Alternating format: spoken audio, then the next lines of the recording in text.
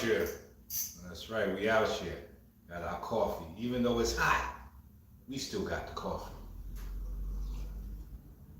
So this is the YouTube classroom where I'll be breaking down things. I'll break down things on my online course, advanced.lightburley.com, where I'll be giving live classes. We're going to be doing we do live classes. I'm working on getting it up to every day. We haven't reached every day yet, but we're still working on it. So if you want that real in-depth information, advanced.lightburley.com, Lightburley, learn-martialarts.com. Yeah, those are the two online courses that's taking over the world. That's right, the 52 block courses. Sign up now. What you waiting for? Smash that like button. Let me know where you're from. We're going to break down bare knuckle punching. Why you need to train bare knuckle strikes on your bag. You know, it's good to have the gloves. You know, I'm a proponent of gloves. You know, I rock the gloves. I keep the gloves on. But there's a part of having the glove on where you can be doing the wrong things with your hand, and you know your coach can't see it, or maybe you ain't picked up on it. So hitting the bag bare knuckle can help condition your hand and train you to hit right, because you ain't got to smash the bag. You ain't got to kill the bag to get some good work out of it. So we're gonna let some people come in the room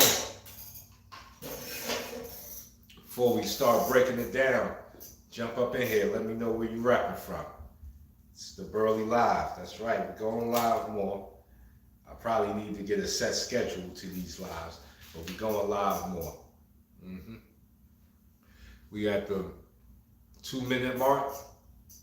We at that 2-minute mark. Somewhere around the 4-minute mark, we're going to start working on how to punch the bag bare knuckle, things that you could be looking at to do, how to train certain punches, and what punches are there. You know, what punches do you have at your disposal when you're standing in your fighting stance? Yeah, we're going to break it down. Come up in the building, smash the like button, share this video, help get out, because you know they funny with the notifications. They funny with the notifications. It's your boy, we about to work. I got my coffee, so you know I'm energized. Coffee on deck. This coffee ready. If you don't catch this video now, then you catch it in the replay. But we just breaking down some things. We just going over a few things. It's not has to be a long drawn out one, but we will be breaking down Terrence Crawford. I got the Guru coming back. I got me and Terrible Tim Witherspoon. We're going to break something down this week, maybe today, maybe tomorrow, I don't know. But we're going to get on here and break down some Terrence Crawford, Earl Spence Jr. Yes, we are. Yes, we are. Sip coffee. So, we almost at that 4-minute mark.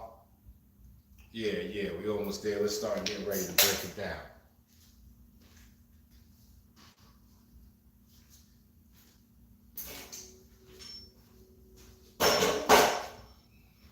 We got Sir Bag here. We finna break it down. So, when you're throwing your bare knuckle punches, you also want to know how to make the correct fist. You don't want your fist too tight. A lot of people think you gotta have this fist that's like shaking with anger. No, you want to make a nice fist. You know, close here. The thumb locks away these two fingers. Why? Because these two knuckles support the bone that makes them the punch knuckles.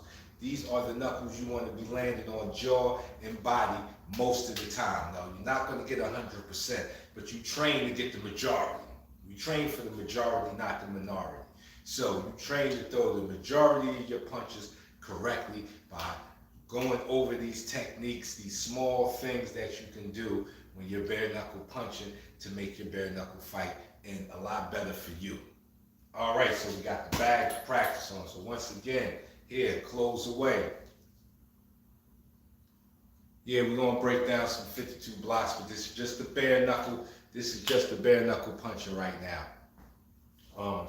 5 fingers, close the fist, lock it away. Same here. Make sure you're in an easy stance, your fists ain't too tight. Now we're gonna be doing this from the orthodox stance, so I can do it from the side and from here to where you can see it a little bit more. So another thing that we want to make sure that we can do as we're doing these punches is making sure our fists are bent down. Hold on one second. Making sure our fists are pointed towards our opponent, like you're holding 6-shooters, like you're holding guns. You know, your fists are pointed towards your opponent. So we're not up here with it, we're right here with it. Nice bend on it.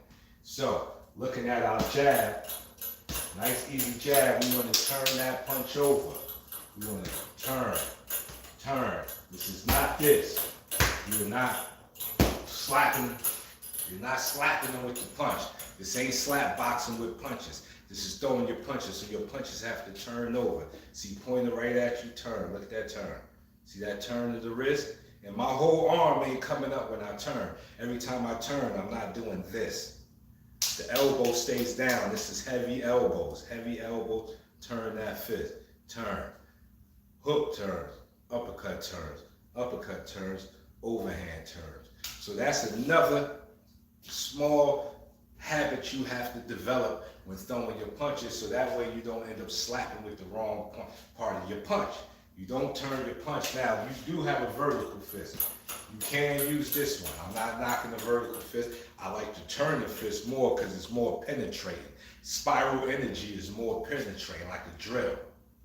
You know, like that drill energy, that's how you want to, that's what you're trying to reduplicate, is that drill energy. It's more penetrating, but we're not knocking the vertical punch. You can use it in certain situations. The vertical punch is good. It's kind of tricky because if done wrong, you will catch the bottom knuckles, which is the doctor's break, where you could break the knuckles. So that's why another reason why we're turning over, because we want to try to make sure we're landing on the 2 punch knuckles. So just the jab coming from here, bam, turning over. Nice and easy.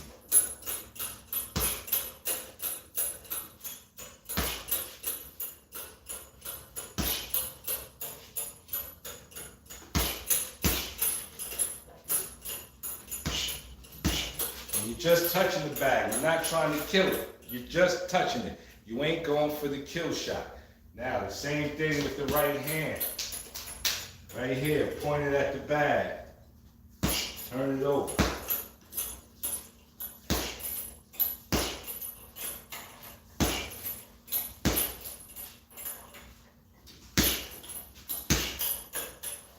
Now we go to our hook. Our hook turns over too. Turn. It comes up, turns. Turn. That fist still has the drilling energy.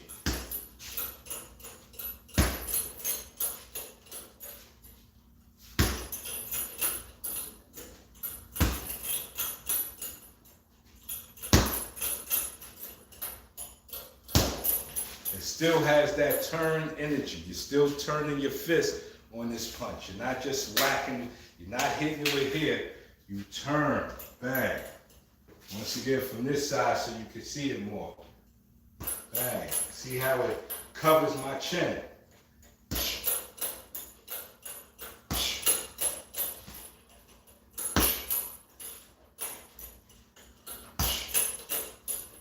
The rear uppercut. Now the uppercuts are always a problem because people want to rip them from your face. You want to do this. You want to bring this arm back to go all the way up, but you don't. You lower your body and you stab upward. So that way it comes right from the chin. Still turning your fist. Still landing on them punch knuckles. You still want those punch knuckles. Digging them.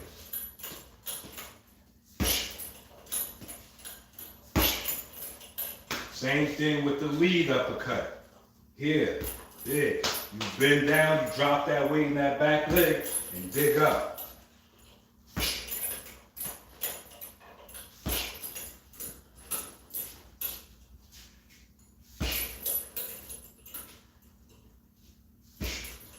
The overhand turns, landing on the 2 punch knuckles.